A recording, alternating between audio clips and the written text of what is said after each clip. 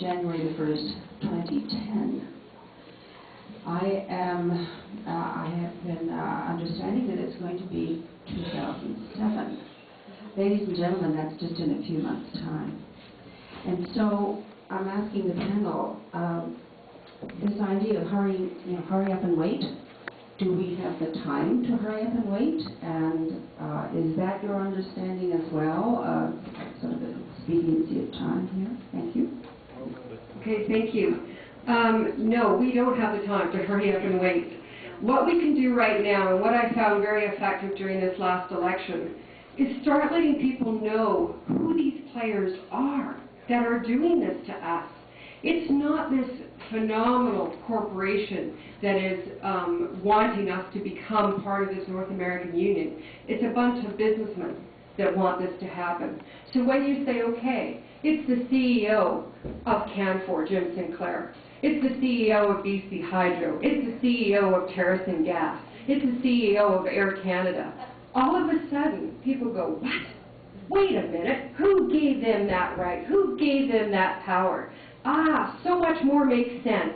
This is why Air Canada is doing this to us. This is why the softwood agreement's going through even if we don't want it.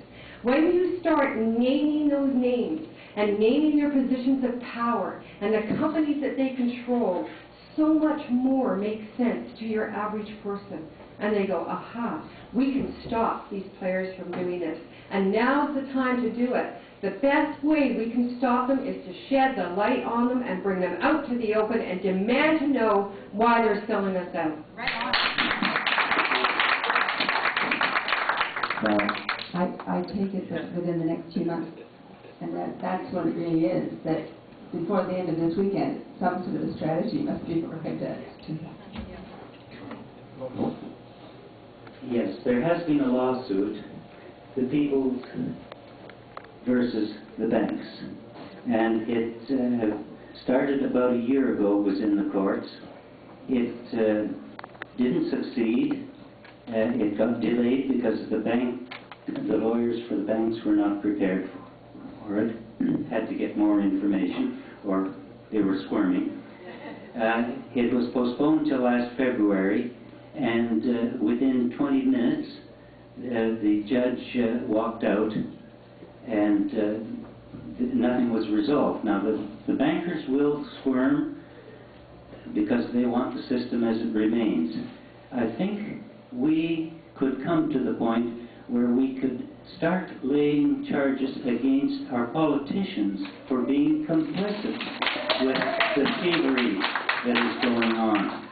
And when you look at those graphs, you can see the extent of the theft, the parasitic burden that is on us as taxpayers. By law, only the government of Canada can print the money that we use, and if necessary, we could advocate going strictly to a legal tender currency, which is the dollars and cents that you have in your pocket. That is legal money. Oh, and as far as naming the names of the people in power, the King of Canada, appointed by Stephen Harper, who is what do you call it, the president of the North American Competitive Council? Is that the title, president?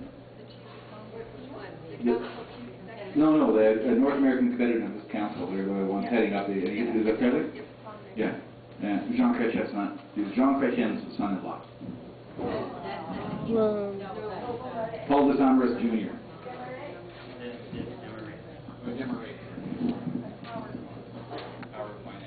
And the other thing I just wanted to add to that, this 2007, the propaganda machine in the Conservative Party, some people have forwarded to me, they're gearing up for an election. They're blaming it on the Liberals. That's the beginning. That the Liberals are going to, all they want to do is get back in power, those dirty buggers, you know, and you don't want them there, so fund us.